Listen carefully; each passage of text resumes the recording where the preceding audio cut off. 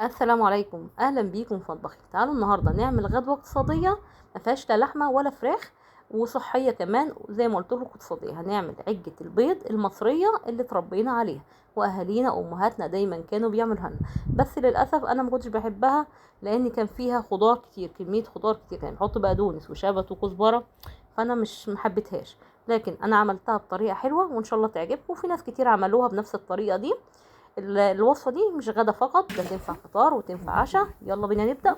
هنا قطعت بصلاية كويسة حلوة كده، هحطها على النار من غير ما تلون مع شوية زيت، واقلب فيها كده من غير ما تلون.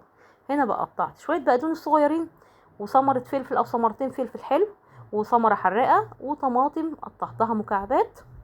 هنا البصل دبل على النار اهو ما لونش. هنزل بقى عليه بالخضار بتاعنا، ومش هرجع الخضار على الايه، على البوتاجاز. هقلبه كده، هياخد السخونيه بتاعه الطاسه وسخونيه البصل. انا مش عايزه اسوي الخضار. تمام. بعد انا مشغله الفرن قبل ما اشتغل على فكره. هنا بقى جبت كميه بيض المناسبه لعدد افراد الاسره اللي عندك طبعا. هم دول تقريبا كانوا 5 أو 4.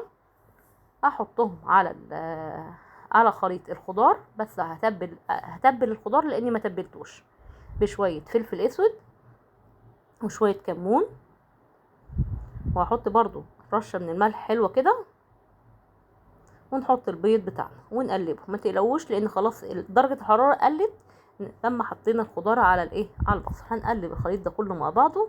لسه في اضافات تانية هنحطها. هنحط دقيق. انا مش هحط كميه دقيق كبيره، اللي عايز يزود دقيق وعايز يخليها مرتفعه شويه او كميه كبيره يزود دقيق. انا حطيت تقريبا 4 معالق ونص من الدقيق.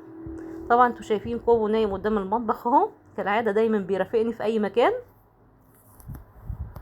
هنا حطيت معلقه من البيكنج باودر عشان طبعا تدينا ارتفاع وهشاشه، لان احنا حاطين دقيق.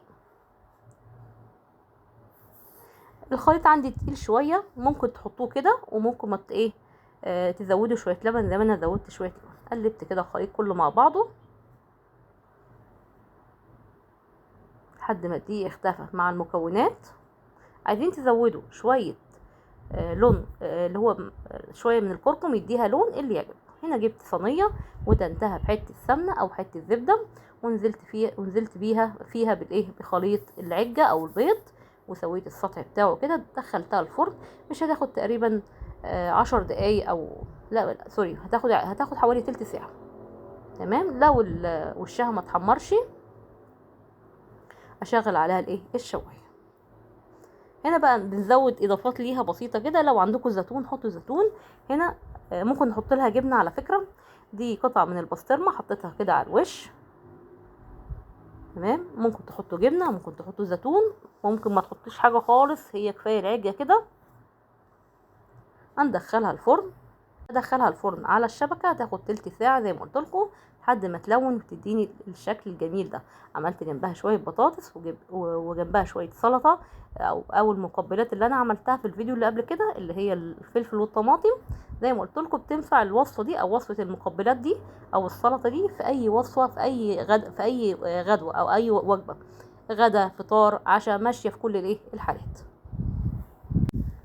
ما شاء الله شايفين عامله ازاي، شكلها تحفه قوي وكان طعمها حلو قوي. وجربوها باذن الله تعجبكم. حلوه قوي في السندوتشات في الفطار الصباحي مع السندوتشات بالذات او العيش الشامي. حلوه قوي، جربوها وان شاء الله تعجبكم. واشوفكم في فيديو جديد. باي باي.